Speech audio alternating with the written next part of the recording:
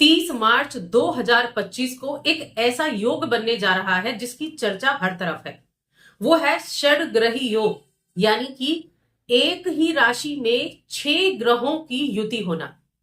अब 6 ग्रहों की इस युति का प्रभाव कुंभ राशि के लोगों के जीवन पर किस तरह से होगा, पॉजिटिव होगा, नेगेटिव होगा या किस तरह के रिजल्ट देगा, चलिए इसके बारे में हम विस्तार से जान लेते हैं।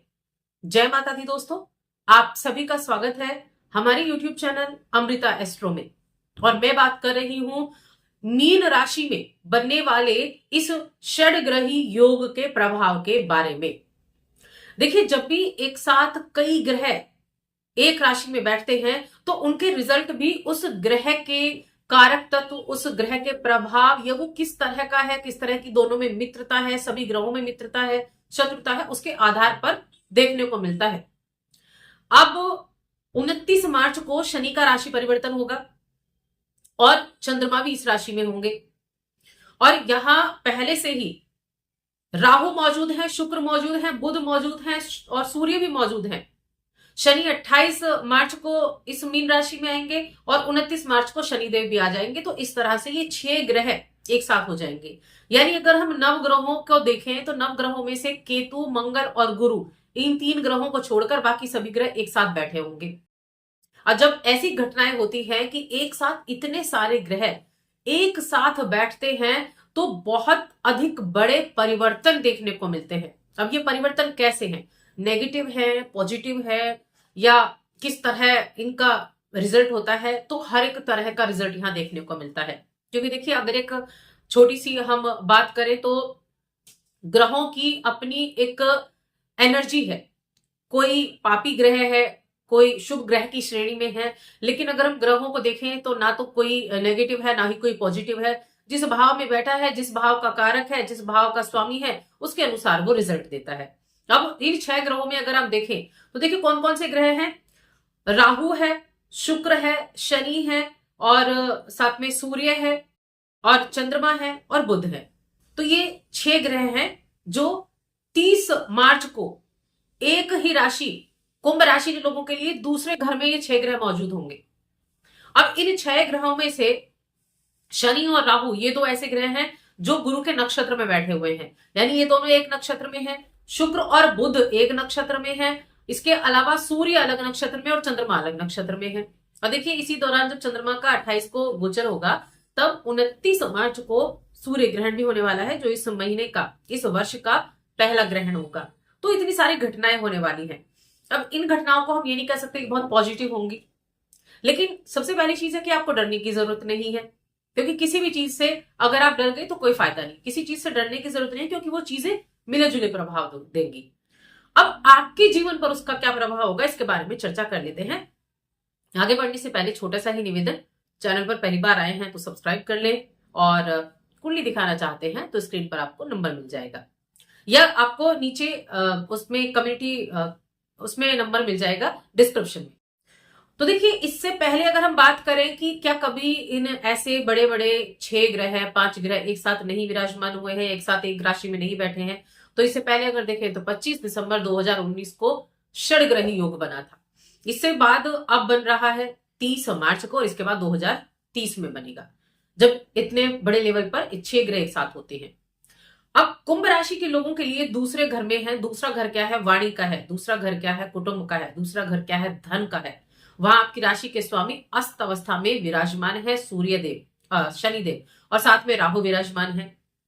तो अगर मैं कहूं तो थोड़ा सा आपके लिए जो बाकी राशियों की तुलना में देखा जाए तो थोड़ा सा बेहतर दिखाई दे रहा है। क्यों दिखाई दे रहा है, क्योंकि राहु जो है वो छाया ग्रह किसके हैं, शनि के ही है, जो कि आपके दूसरे घर में बैठे हुए हैं। शनि आपकी राशि के स्वामी है, दूसरे घर में अस्त अवस्था में है। दोनों किसके नक्षत्र में है, गुरु के नक्षत्र में है। और गुरु कहाँ है, गुरु आपके चौथे घर में विराजमान है। ठीक है, तो यहां बस आपको धन आने के चांसेस तो बनेंगे, नवीनीकरण भी आपके लिए रहेगा, लेकिन हेल्थ, आपको खाने पीने की चीजों पर ध्यान देना है। देखिए, हेल्थ अगर प्रॉब्लम चल रही थी तो उसमें इंप्रूवमेंट देखने को मिलेगी, क्योंकि शनि की 7.5 का द्वितीय चरण चल रहा था, तो किसी को हेल्थ प्रॉब्लम भी चल रही होंगी। तो मैं कहूंगी कि ये आपकी हेल्थ को ठीक करने के लिए अच्छा है। खाने पीने की चीजों को थोड़ा सा कंट्रोल करके चले। बाहर के खाने को अवॉइड करें, देख कर करें कि, क्योंकि ये मुख का भाव है, द्वितीय भाव, जिसको हम कह सकते हैं कि आपके खाने का भी हो गया, क्योंकि मुख से ही तो खाते हैं। तो थोड़ा सा कंट्रोल खाने पीने की चीजों पर करना है, आप अपनी हेल्थ को ठीक होता हुआ देखेंगे। राहु धन भाव में बैठे हैं, धन आने के चांसेस बनेंगे, धन आने के चांसेस बनेंगे। नवीनीकरण आपके लिए मैं कहूंगी दिखाई दे रहा है, कुछ रचनात्मक चीजें भी होंगी, क्योंकि शुक्र भी उच्च के बैठे हुए हैं, और शुक्र तो आपकी कुंडली के लिए योग कारक ग्रह होते हैं, क्योंकि शुक्र तो आपके भाग्य के स्वामी हैं, और शुक्र आपके चौथे घर के स्वामी हैं जो उच्च के होकर बैठे हैं। तो ये एक प्लस पॉइंट दे रहे हैं आप, जो आपके कह रहे हैं कि आप हार्डवर्क कर रहे हैं, उसका रिजल्ट हम देंगे, भाग्य का सपोर्ट हम दिलाएंगे। लेकिन दूसरी तरफ सूर्य और राहु एक ग्रहण योग भी बना रहे हैं, जिससे ग्रहण भी बनेगा, ग्रहण भी पड़ेगा दूसरे घर में। तो कुटुंब में थोड़ा ध्यान रखना है। देखिए, मैं ये नहीं कह रही हूँ कि नेगेटिव रहेगा, मैं कह रही हूँ थोड़ा सा सावधानी रखनी है।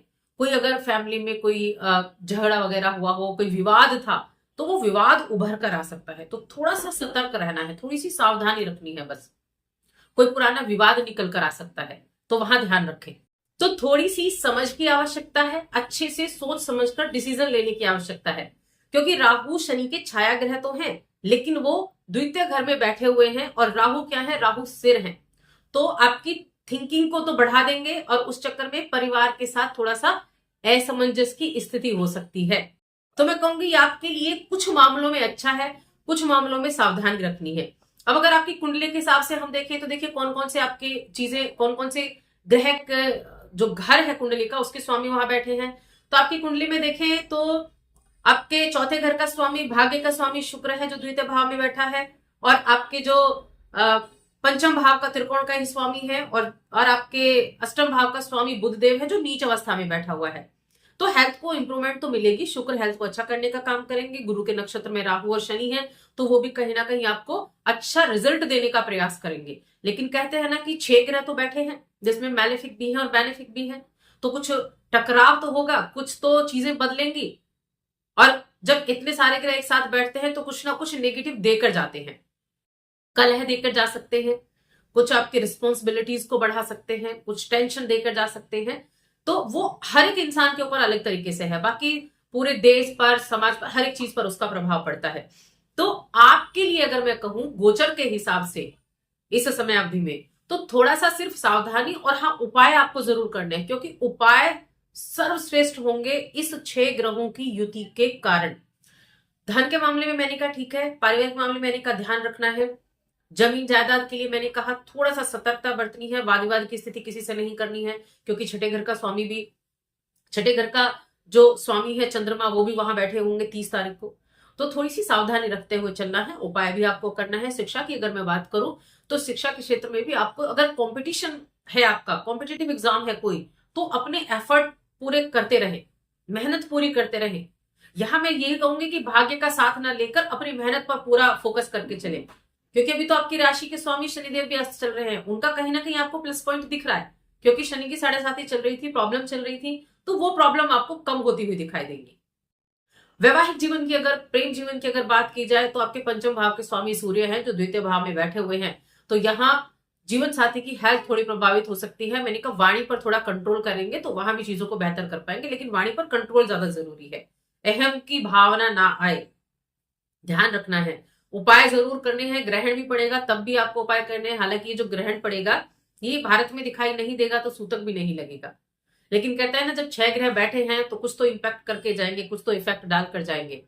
डरने की आवश्यकता नहीं, और उपाय जरूर करने हैं। उपाय क्या करना है, एक तो शनिदेव के मंत्र का जाप बहुत जरूरी है, ओम शन शनिश्चराय नमः, इस मंत्र का जाप आप करें, या रुद्राभिषेक आप जरूर करवाएं। खास तौर से मैं कहूंगी 29 और 30 इन दोनों दिनों में तो रुद्राभिषेक जरूर करें।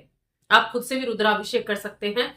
जितना अधिक आप जल डालेंगे, यानी कि जल से अभिषेक शिवलिंग का करेंगे, 1 बाल्टी 2 बाल्टी 3 बाल्टी जितना करेंगे उतना ज्यादा जरूरत होगा। किसी ब्राह्मण से करा सकते हैं तो और भी अच्छी बात है। तो रुद्राभिषेक आप कराएं, या फिर आप चंडी कवच का पाठ भी करा सकते हैं, माँ दुर्गा की आराधना भी आप कर सकते हैं। तो ये जो चीजें हैं आपके लिए बेनिफिट देने वाली रहेंगी। और शनि के मंत्र का जाप मैंने बताया वो आपको जरूर करना है, 1 माला जाप तो जरूर ही करें।